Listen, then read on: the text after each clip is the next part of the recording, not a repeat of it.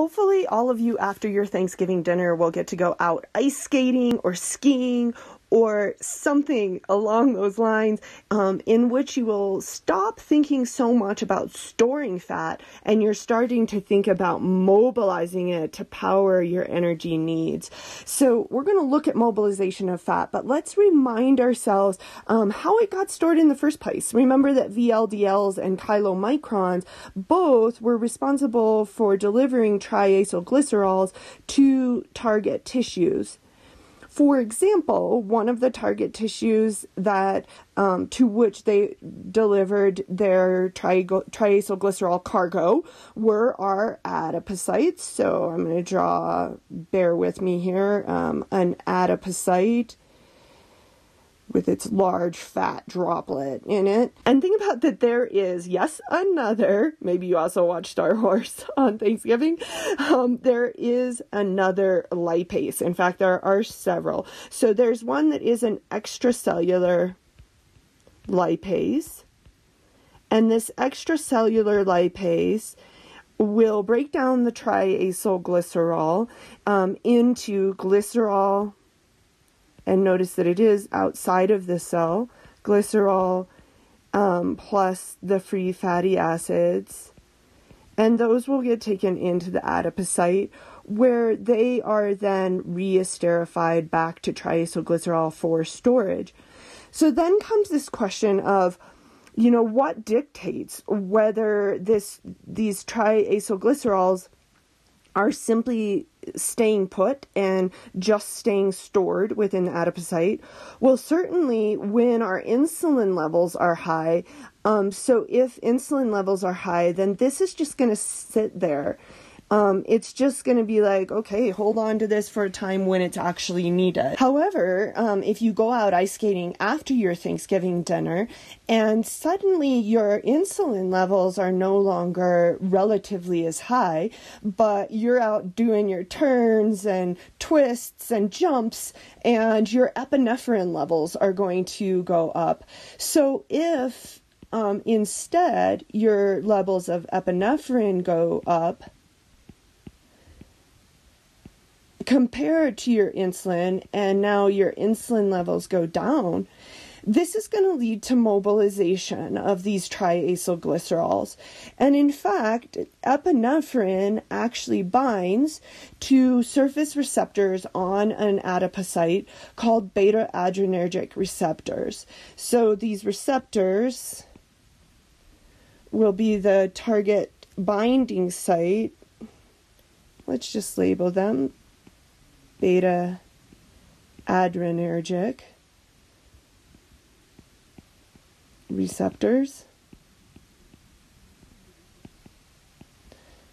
And these, it's not surprising, are linked to the adenylyl cyclase signaling cascade. So we see then this triggering the cytosolic changes that we know are triggered when the adenylyl cyclase signaling cascade is on the move. So core-cyclic AMP formed a secondary messenger and protein kinase A gets phosphorylated. So then we know that pKa is going to target and phosphorylate certain intracellular enzymes. And in this case, yes, there is another lipase. This is the hormone-sensitive lipase. So pKa will target hormone-sensitive lipase.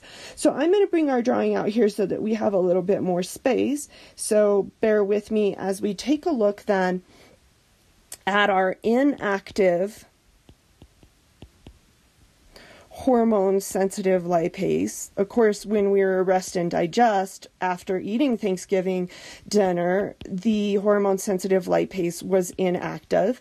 But once the adenylyl cyclase signaling cascade has been triggered, we know protein kinase A, one of its targets, will be hormone-sensitive lipase, and that will cause it to become phosphorylated. So we will get active hormone-sensitive lipase. Oops, I missed my sensitive over here. Hormone-sensitive lipase will become active hormone sensitive lipase. And then, of course, that lipase can go ahead and cleave the triacylglycerols. So the triacylglycerols, so this will target our tags, causing them to break down into our 2-monoacylglycerol,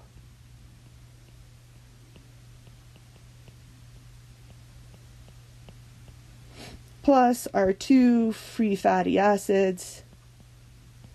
And additionally, there'll be further breakdown of this monoacylglycerol into glycerol backbone